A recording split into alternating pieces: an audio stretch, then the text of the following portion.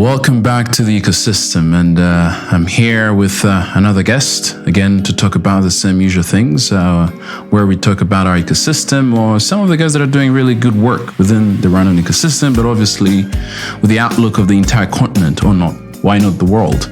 So I'm here with Davis. Davis is the CEO and founder. Founder. At the moment. There you go. Sorry for that. It's okay. It's a co-founder. So he's the founder and CEO of Pesa Choice. Yes. He'll tell us a little bit more about Pesa Choice, what they do, and obviously we'll also get your insights on Rwanda's tech ecosystem. And I believe you've been around for quite some time, right?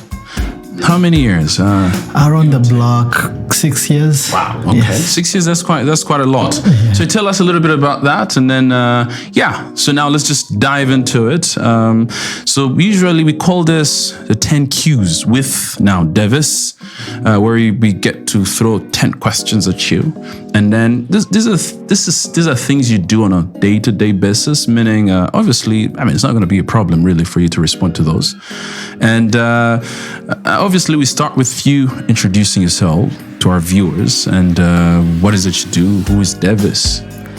All right, so that's tough. I don't know anyone who finds it easy to talk about themselves, but I'm definitely. But you're doing amazing stuff, so you should find it easy to talk about.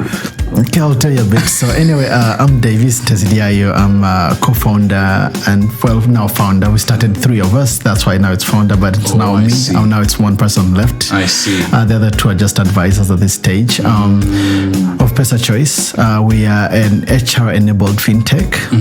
We essentially, what that means is we have an HR solution that clients can use. Any companies within Rwanda and now in a few other markets in Africa will be able to use to fully service their entire workforce. So that is from employee management, payroll processing, leave, performance, to make sure you can keep, if you have a high-performing team also, asset management. And we added another feature that is neat, that allows not just for the formal employment, but also managing the informal sector. Oh, that's nice. Yeah, now what we've done, since we've always been a fintech, is to also leverage that tool to offer people salary advances.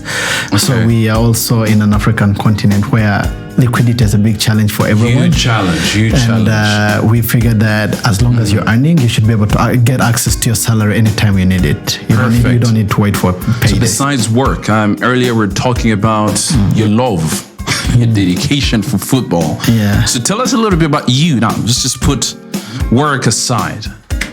So who is Davis? Again, these are tough questions.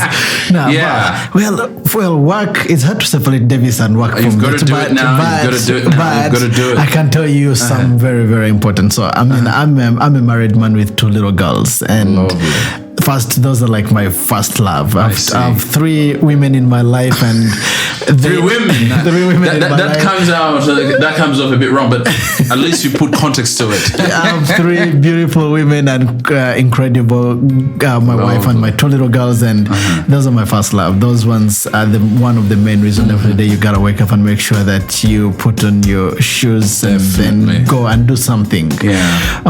But besides that, you have to also have a little bit of a life, because the entrepreneurship world is one that is extremely draining, hectic.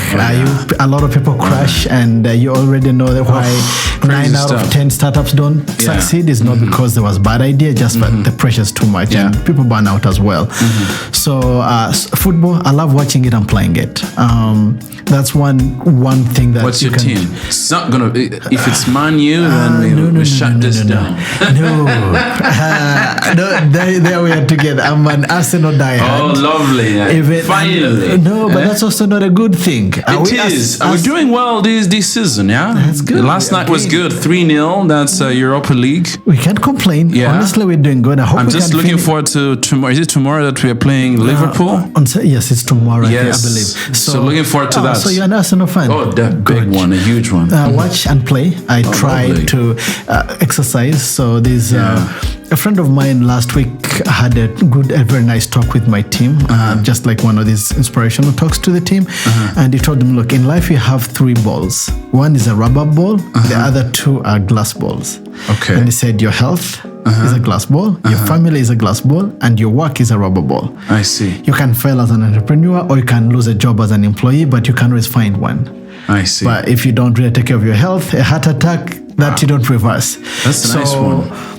In that regard, I make sure that I try to exercise, and soccer is one of the things. I'm not really a gym junkie, so I try to play soccer 3 times a week, so that I can stay. I mean, I love the sport, and during that 1 or 2 hours when you're running on the pitch, you don't even think about work. You don't think about your wife and children, because people are yelling at you. You're yelling at them. So it's a very good therapy. So that quick unplugging. But hanging with family and friends, that's why, but mostly home. Yeah. Now tell us a little bit back into now your entrepreneur journey. I mean, how has it been like? Or even if we could, how did it start to begin with? I mean, briefly, how has it been? So I've told this to some my team member. I'm not the best example of an entrepreneur. Why do you say so? And here's why. I started it at what should be considered the wrong time. When you're married and children, that's probably not a time to take risks. You need to focus on your savings and a few other things. So I've been lucky that most of my life I had very good jobs as an engineer. I mean, I did that for most of my life and paid very well for it. But then about 7 years ago, 8 years ago-ish, I decided to cast your net. I said, why not do it myself? So the very first time it ever came out was because it was my girlfriend at the time, and she lost her job because of in the US we had this downtime of Is it a 2008? Yeah, right after the 2008. So between 2008 and 2011, many companies were shutting down, most especially in the real estate, finance space, and that's where she was. And she lost her job because their company was closed. I said, I could do something. So I whipped up something and we tried it together. It was like a calling card up in the US, people to people in Rwanda and East Africa. That's the first time when I was looking at that, and it's like, I think I can do more. I see. And as time went by, there was this thing of saying, I talked to my 2 friends, so this evolved into something that Rwanda was trying to do, interoperability. I was hearing all this wave. I was hearing about you guys who are around doing things, but this I could only see on YouTube at the time because I was out of the country. I could see things like Face the Gorillas. I'm like, the ecosystem is growing in the African market. I see. And if I go home, I don't want to go home to try and get work. Is there something I can leverage that I have?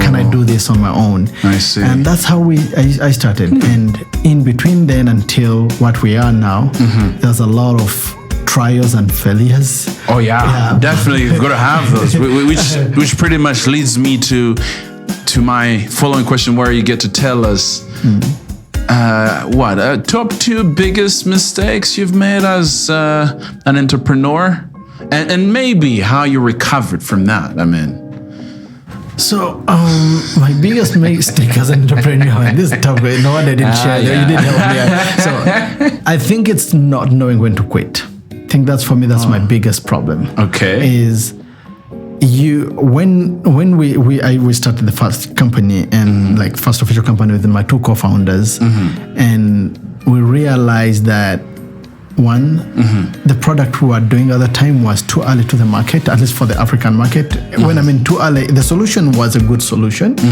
but we needed financial backing, and investors weren't looking at this market at that stage. So that meant that, and now things have changed a bit.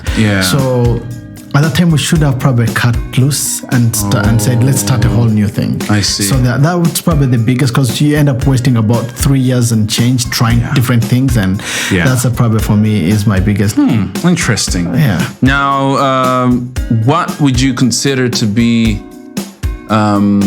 your top win? I don't know, like ever since you started, say 6 years ago, what is it that you think? Now, obviously, I mean, we just spoke about the mistakes, when not knowing when to really let go or quit. So what would it be that you'd say, looking back, this actually, I'm quite proud of it, and I've been able to achieve this, whether yourself or with a team, but at least something that you look back and you say, I'm really proud of this achievement.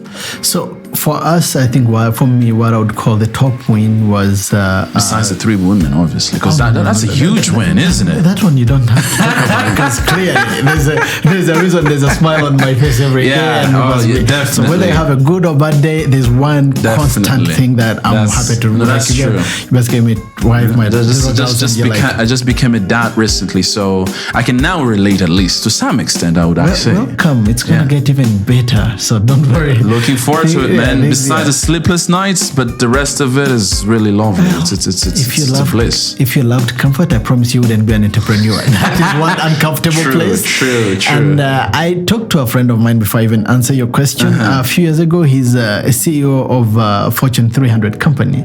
And he told me, if you're looking for comfort, just be an employee. Don't even be an exec, because at this stage you have a problem of $20,000. I have a problem of $2 billion. That's the difference. So you have a bigger headache. That's true, though. Your question. So our biggest win, I mean, because I struggled over time. I call it the biggest win. I don't know if it's the biggest win, but we struggled to raise capital. So that was our biggest struggle. And that's why my life. And that's why the first time we tried different iterations and had to shut down and try and basically started something totally different. When we got into the Norskin Accelerator. So this gave me a couple of things. One was we got access to a network of people, but more importantly, it validated something that I was thinking about, that I was actually doing the right thing. You get the point? Because you're building, because when you spend this, I spent, me and I had, that time was a very small team, we were about 4 of us. We spent about 5 months essentially sleepless trying to build a whole new technology to solve the problem of access to finance, and this technology was an HR platform built from scratch. So from around November 2019 to end of April 2020, when the first client ran off payroll, and that's like another high moment for us. Like someone said, "I'll pay you to use your platform." So that validated our product, and that validation of our product, it also made those nights worth it. And then when we got into that, it was not about the money. It was just that vote of confidence in the whole process you guys went through. You get shout out to Norskin then, Impact Accelerator. The accelerator for us, it was a huge thing. So that was a huge thing. And because they also did a follow-on investment round from the team. That's nice. For us. In the end, that benefits the ecosystem, if you look at it from a broad perspective, definitely. Wow, that's good. Just an extra point on that part is, we are hoping, I mean, right now there's a little bit of investors looking into the Rwandan market and Sub-Saharan African market. Which is good, which wasn't there, like what, 3-4 years ago? That was hard to get. Definitely. 5 years ago when we were saying we went into this market, that was hard to get. So we need to get, as Rwandans, hopefully, I mean, as to start, we need a few leaders in terms of not as a company, but just someone that, because if you look at it like historically, the first time Stockholm got $1 billion company, which was an acquisition of Skype by Microsoft. Every entrepreneur in Stockholm figured, I can build $1 billion company. Definitely. Nicholas himself said Klarna at that time shifted from building a successful $1 billion company to trying for a unicorn. And also, if you look at our market as well, Nigeria had a few unicorns. Yes. All of a sudden, I think we have 9, 10 on the continent. So they're growing super fast. We need to try and see if we can get that exposure within the Rwandan market. I mean, and you're spot on that. Definitely. Now, earlier we were talking about your team, and you just said you know, in 2019 you were about 4 people, and now you're what, 28 total? That's a huge growth. And here the question would be more, building a team is not an easy thing. I mean, again, talking about comfort. I mean, building a team is not an easy thing. So growing from 4 all the way to 28, I mean, tell us a little bit about your team, what you like. I know you like, I mean, besides we talk about this, and then you've got a young team, you train them, and then we were discussing about the risk of training them and then them living and all that kind of stuff, the roller coaster. I mean, you do all the stuff that you do, they leave because maybe you've really invested into them, and then next day another company sees that and then they want to take them away. Maybe they give them a better offer in terms of money, all that kind of stuff. So what is it that you think that keeps your team together, and what do you think you like most about your team? Team. So team is a tough one, right? Oh yeah, because it is. As you grow, you realize that you cannot do everything by yourself. Definitely. Early enough, you can write code and go sell the product, but even then, I mean, you're not being efficient because you have to do both. Yes. Whatever time you take to go sell is the time you take over from perfecting your product. Yeah. So you need people to come in and help you. Now, most of first we closed the round of funding beginning of this year, and that meant that most of this year I've spent it on recruitment. So we've grown immensely in this calendar year just to try and meet the expectations and what we think we can do. Now, recruitment comes to, you see, it's easy for a company like BK or Rainbow to call you because people want that name. You've seen many people, even when they can work for Google, Facebook, they'll say X Google, X Facebook. Yeah, they have to put it everywhere. Exas and Pesa Choice, we are not names that someone is extremely excited to be like. They call them household names. So they're not household names. Yeah. So that means that as a founder, your job is not just recruiting, it's actually like selling your company to your potential employees. Yeah. It means you have to explain to them why it's very important for them to join you. All that kind of stuff, and that is part of showing them your vision is this is where we want to be. We will be the next Google, if you have to use that as an example. We will be the next Google, but at this moment, we are who we are, and you can get in on the ground level. And this is what I expect of you. And that, because also that also goes to the next part of the team is you want, early enough, you're looking for people who are willing to put in extremely long hours. Yeah. And the compensation typically is not equal to the same market value. Yeah, definitely. And that's why you have to find a way of compensating. Can you do stock options? So you have to show them, look, your pay to them might not be too much, but I can tell you what you're building, you have ownership on this product itself, but also within the company. So if you get it to the next point, you are we are both going to get something out of it. And that means that for me, I can only use myself as an example. I think you have several examples because you also built a very big team, over 20 people. I look for a particular type of people, which is mostly people who are hungry. They want to learn, which means their knowledge is very important to them. Because you're getting them young. Can they acquire a lot of knowledge over the next years? I see. So they understand that I'm paid, but if I acquire all this much knowledge, my pay can go X multiple in the next few years. And that's what and that's the type of people you look for, and I've been lucky to get good ones. The other thing is building the culture. You also need to know that the team that I'm building, there's a reason they want to join is because it's more comfortable for them. Exactly. If you're a bank, you want people in suits every day. Exas, you show up in your flip-flops and the t-shirts. So that's so what culture, because that also has to be really attractive to the talent. Culture, that's a huge one. Yes. Now back to you as a person. Again, in the philosophy of trying to get to know some of the key players within the ecosystem, your wildest dream, what is it? As an entrepreneur. Let me just put context to that. Yes. What is it? I mean, you said next Google. I mean, is that your wildest dream? No, probably not. I don't know. Maybe you tell us. What is it? Well, we can't be next Google. That for one, I don't believe in that next X or this thing that I hear. But I think they can only be the Pesa Choice, and where can we be? So I'll give you a true story of recently, because now the team has grown and we have a very good team.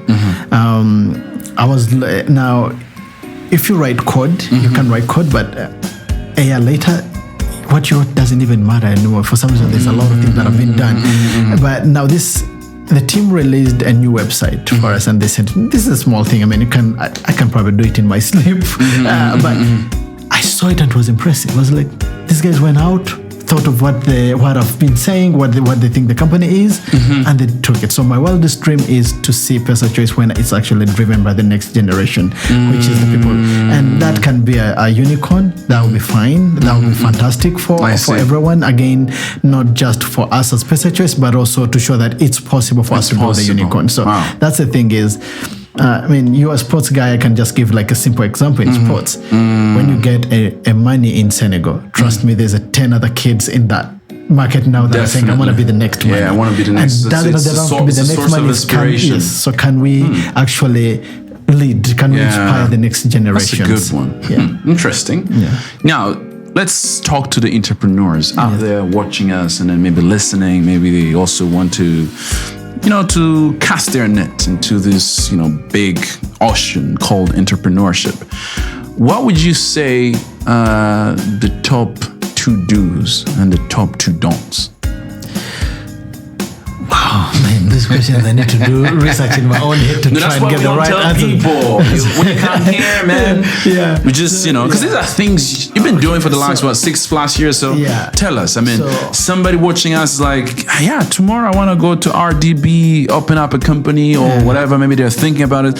So now I say, okay, Davis has been doing this for quite some time. These are the 2 things you should avoid doing at all times, or these are the 2 things you should make sure you've done before you even go to RDB. Yeah.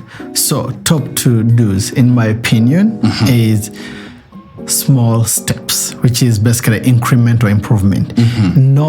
No one will look. You will never be great if you think you can make one. You can wake up in the morning and you become Usain Bolt. No, it's small improvements. It means whatever solution you think you want to build, or whatever business you want to build, figure it out and say, how do I break down to the smallest level? I see. Because that's what you have to be able to build. And then over time, you start with, again, whether it's the minimum viable product, you build that MVP. And that means writing. Again, you have to start. So the first thing is start. And starting doesn't mean that you have to have 2 people helping you.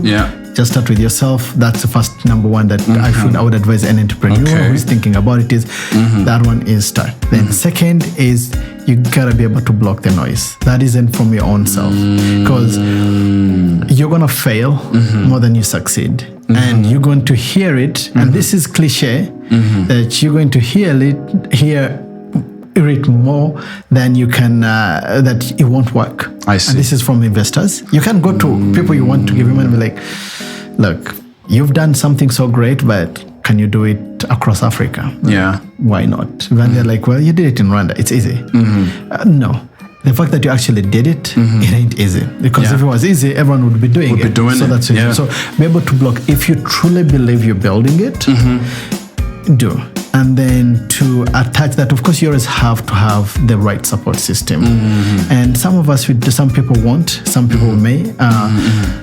I've been lucky that, again, I have a very strong wife and 2 children, my own inspiration. So you need to have a reason to actually drive. Because, as I said, you're gonna have drive. You're gonna have more dark days than the sunlight.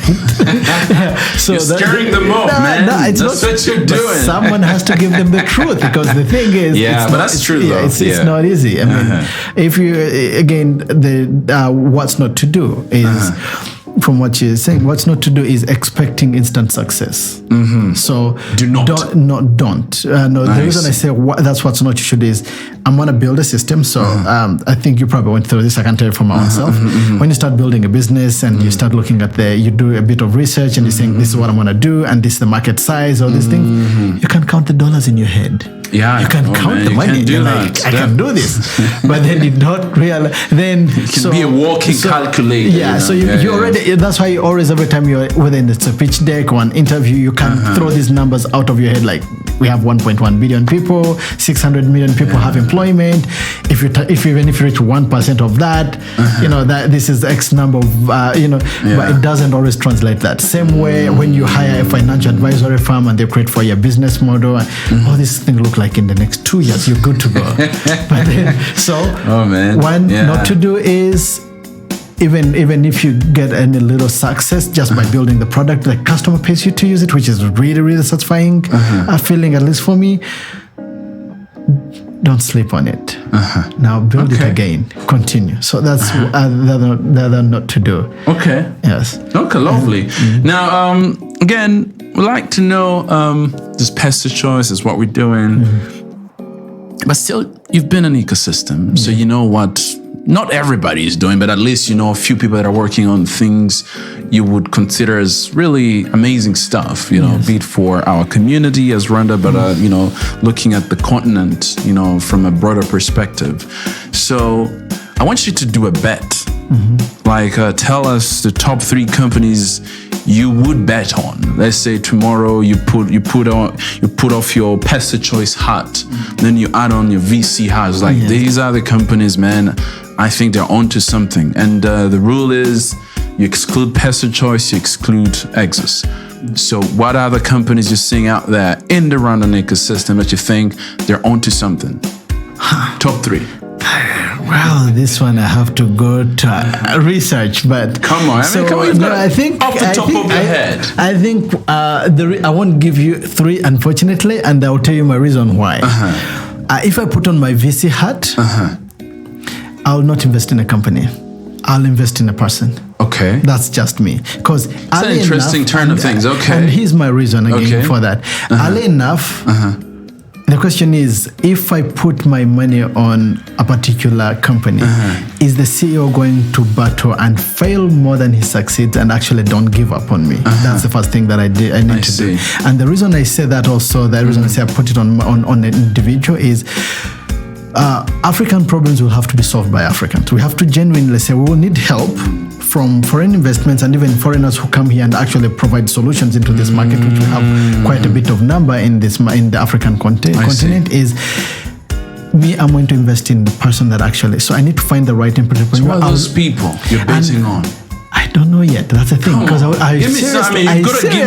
I seriously don't, because And by the way, we're looking at 3 years down the road, 3+. I don't know, medium term. Like part of my own vision is in the next 5 years or so, I should also be investing in my. I don't have to even wait until then. I need to be doing some small investments on my own. So are you saying in our ecosystem, if tomorrow we were to put on your VC hat, are you saying nothing really? No, because you see, the thing is it that desperate? So we have that bad. I think it's more about me than actually what's in the market. I've had mostly a tunnel vision, so I rarely know what's happening out there. Honestly, I know. Okay, let's give you. So I know. Don't give us 3, but at least give us something. You've got to give us something. So because maybe a person, an individual. You think. So there's like, I know there was Hunger Fest last time. I was invited. Unfortunately, I didn't get to attend. I didn't make it.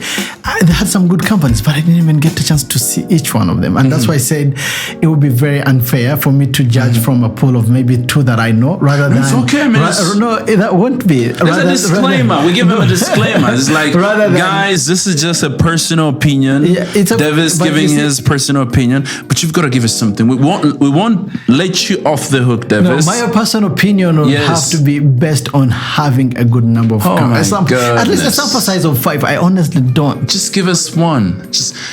Just give us something. You say companies, not maybe individuals. No, that's what I'm saying. So tell me. Look at this. At the moment, I don't even know each one of them. You don't have to. So at the moment, like when you go to Norsken, you got plenty of stuff going on over there. In the health tech hub, there's a few companies, right?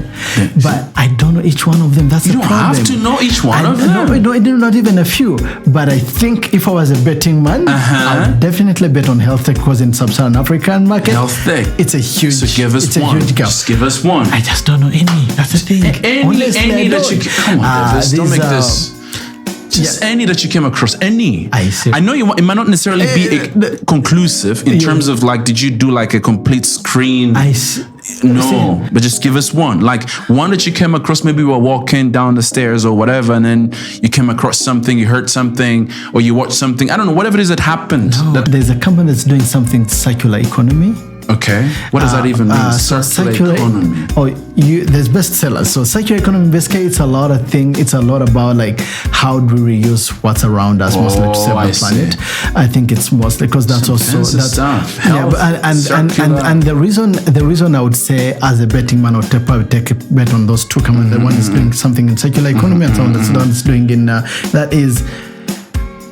If they get some at least beyond the minimum viable product, the VCs in Europe and US are going to look at them quickly, because already a lot of VCs are looking into how to save the planet and how do we make money doing it, which is the reason electric cars are now a big thing. So I would definitely look at those 2. So because the thing is, if you're coming in as an early investor, you also need to be able to bet on a company that can attract more investments, because for it to fully succeed down the road, they have to go through multiple iterations of funding. Lovely. So those would be the 2 that. But we just let you off the hook, but man, I'm not satisfied. it's fine. Not at all. I mean, but anyways, I can do my research and actually tell you that. But so that means we have you back here. Thank you. Now removing again the Pesa Choice cards. Yeah. If today you weren't building Pesa Choice, yes, what would you be doing? Wow. Yeah. Davis is right now. Yes. If I wasn't building Pesa Choice, What would you be doing? The question that you just asked me before, I would look for a very good potential startup and actually work for them. You work for them? Yes. In what capacity? It would As a software engineer or? Yes. I would have to use the tool that I have the best. I see. One would be as an engineer. That would be first, because that's where I think I can add the most value, but also give them what I've learned in the last, because I've had a professional career spanning almost 18 years. So I see. What can I share through? Lovely. Yes. Now, as we come to the end, this is, we call it an open mic moment or slot. Just look at these people in the camera and then whatever it is you feel like you want to tell them. I mean, again, this is for our ecosystem. Whatever it is you want to tell them, I mean, you can use this time to talk about Pesa Choice, or maybe for the period you've been around, maybe there are things you've seen, maybe you just want to throw in some wisdom over there. So just look at them and then tell them whatever it is you want. No script here. No script. Okay. Yes. So I will have to talk about Pesa Choice, because go for it, man. When I get to the office, people might kill me if I didn't talk about the team. No, go for it. Well, Pesa Choice. Now, what we're trying to do as an HR-enabled fintech is to try and onboard as many clients as we can. That's our primary goal. Again, as a business, you want to build a solution to solve a problem, but you also have to tell people that they need to be able to use that. So this is a solution that works for small and medium companies, even large organizations. Our current customer base goes from, I think our smallest client has about 6 employees. I see. Our biggest has about 4,000. And so the system is there to help organizations manage their workforce easily. I see. So you can streamline most of these functions that you don't need to do. As a startup, one of the first challenges I faced early enough before I even built this was make sure I can pay the right taxes. So at least for the employee, taxes are all taken care of for you. So all these are in the system, and you have that should make you more efficient. So to focus on a few other things that are, again, like improving your product. Makes a lot of sense, yeah. We want to see how do we give this solution to as many organizations in Rwanda as we can. And we've already scaled across Africa. By the way, which countries are you in? You told me Kenya and Ivory Coast. Lovely. And we'll have Uganda. And you're dropping Uganda soon? This month. Wow. So we'll be dropping Uganda probably one more before the end of the year. Yeah. We haven't decided on the last one before the end of the year. I see. So that is that's good growth, and then, man. And then something else that I want to do, because again, we want to offer people access to their salaries whenever they need it. And when you go into the casual working space, so here we're talking specifically to the people who are in like construction and security guards. These people, they need money to move from one gig to the next. And sometimes that's the difference between them getting on job on time or getting their pay in the next 2 weeks. Can we give them that access? That's what we really want to focus on, is can we give people access? You get a job, your employer is on our platform, and you as an employee, you have the access to this service which can help you get your next job. Lovely. And then the final, which will be to the entrepreneurs in this market, is we have so many gaps to fill. As an entrepreneur, what you're building is about providing a solution to a particular market. And the good news for us, for them, and that includes you and I, is at least today, we have people looking at us. Oh, yeah. And those people are willing to bet on us. Can we do something on our own to make sure that we are attractive enough for these foreign investors? Now, the last part that I would have to tell them is, as a Rwandan and as an African, we have we are graded on a different scale from the other European entities or US entity. So it means if you're building a solution, don't expect an investor to invest in you now, because in Silicon Valley or in Stockholm, you can raise an angel round on an idea. In Africa, you need to actually have beyond the idea. You need to have the idea somewhat of a product, and probably best case known, which you already know personally, a little bit of traction. Then people can look at you. Yeah.